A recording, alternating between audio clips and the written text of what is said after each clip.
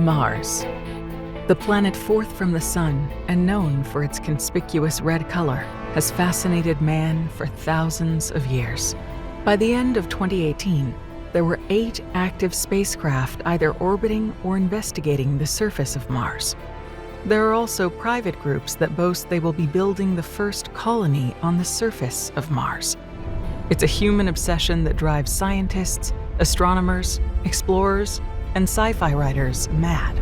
But why Mars?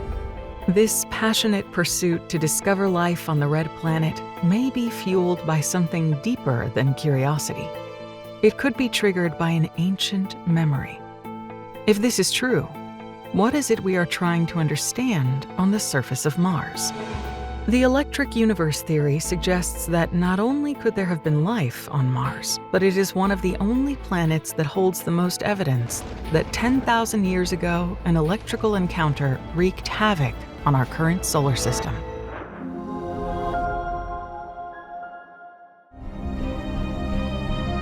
National Geographic published an article titled, "Did Life on Earth Come from Mars?"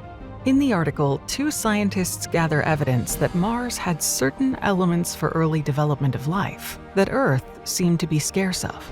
Their theory suggests that a meteorite hit Mars and that the debris from that impact made its way to Earth's surface, carrying these elements we needed. This brings up 2 questions. If Mars had these necessary elements for life, could that mean that life existed on Mars already? And also, could this impact on Mars have been an electrical encounter with Earth and not a meteorite from space? Electric Universe unravels a riveting case for those questions. One of the big puzzles about the Earth has been its oceans, because the hydrogen and oxygen that makes up the water in the oceans should have been, according to the standard theory, blown into the outer reaches of the solar system during the early phase of the Sun's existence. And that was the argument for the formation of the gas giants. They're thought to be mostly the gases that were blown out from the inner solar system. The answer that they came up with is that the Earth suffered bombardment by comets, and comets brought water to the Earth after its formation and the other planets that were in place. This doesn't stand up because now that we've actually looked at comets, they don't have the water that was expected. And of course, the electric universe explains that too, because the water is actually formed electrically from the minerals on the surface. When we've looked closely at comets, they've shown they've got rocky surfaces. The simple answer is that the atmosphere and the oceans on the Earth were formed by this continual misting down of material being lost from Saturn. That would mean that Mars also had the same environment. That also indicates that we should expect that there was life on Mars at that period, and that even after all that devastation, perhaps someday we may be able to detect the fossils of life forms. If Mars had the same environment as Earth, why did Mars end up a barren red planet while Earth continued to carry life?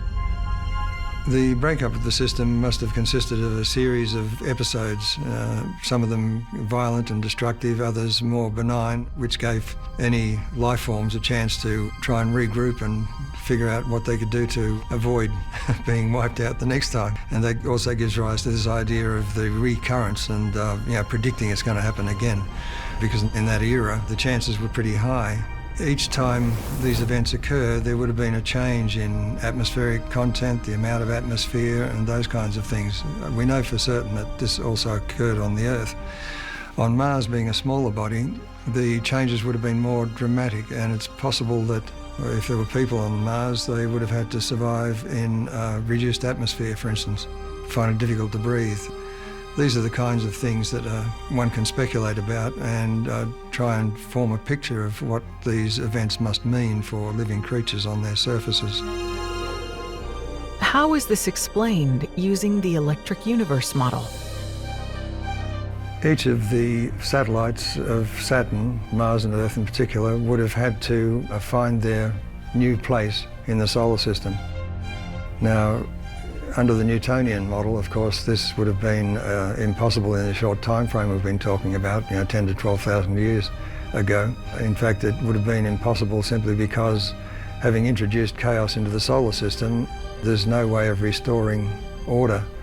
No simple way. Some bodies would have been flung out of the solar system, others crashed into others, based on the standard thinking.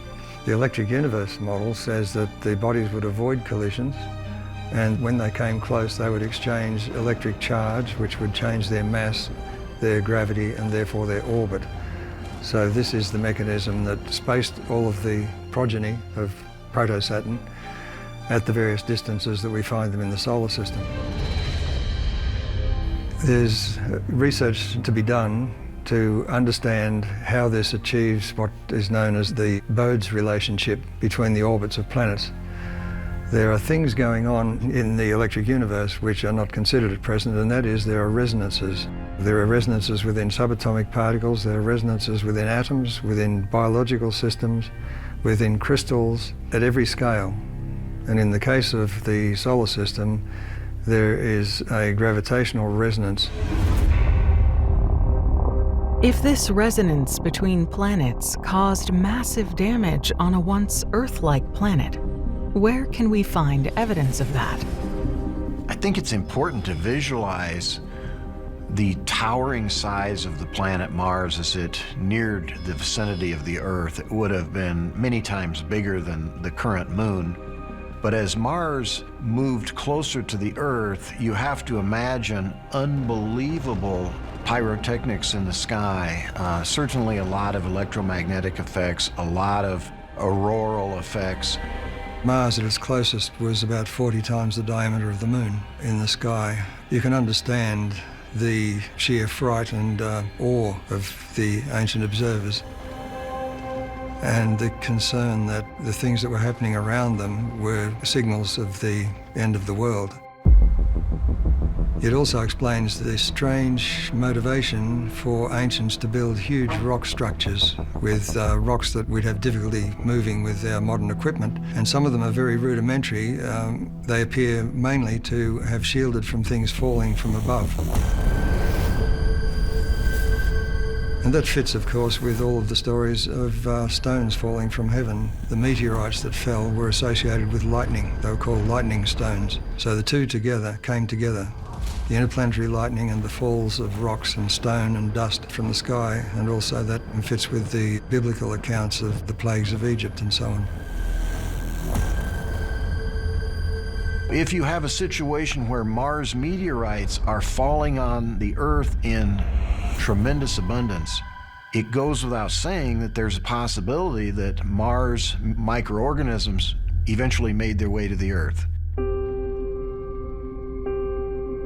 One of the features that was recently discovered, once we'd learnt what the composition of Mars' atmosphere is and what the rocks were made from, it was understood then that some meteorites that had been collected on Earth were actually from Mars. And not only that recently arrived ones amongst that discovery, which shows that there's still debris from the Martian sculpting arriving on Earth. What would this sculpting have looked like from the surface of Earth? Mars was the archetype of the warrior hero. The reason for that was that in this electrical environment, it was traveling between Venus and the Earth repeatedly. So it would retreat along the rotation axis of all the objects in this line, and it would move up towards Venus. Venus at that time was discharging in a greenish color, interestingly enough. But Mars, with its red color, was obvious. As it moved up towards Venus, it would sit within the green ring of Venus as if it was an eye with a red pupil. When it approached the Earth, there would be electrical activity which would make Mars move away back down the column towards the Earth. And as it approached the Earth, it became gigantic, and it was a threat to the Earth. Its appearance, as it got close enough, was such that material being removed from the surface of Mars electrically would descend towards the Earth. And looking up at this descending material, it looked like a red dagger. so that globally you will see images of Mars, and you will also hear references to the sword of Mars. Well, what was the sword of Mars? It was this appendage of material, dust and gases, stretching towards the Earth, towards the northern pole, it seems.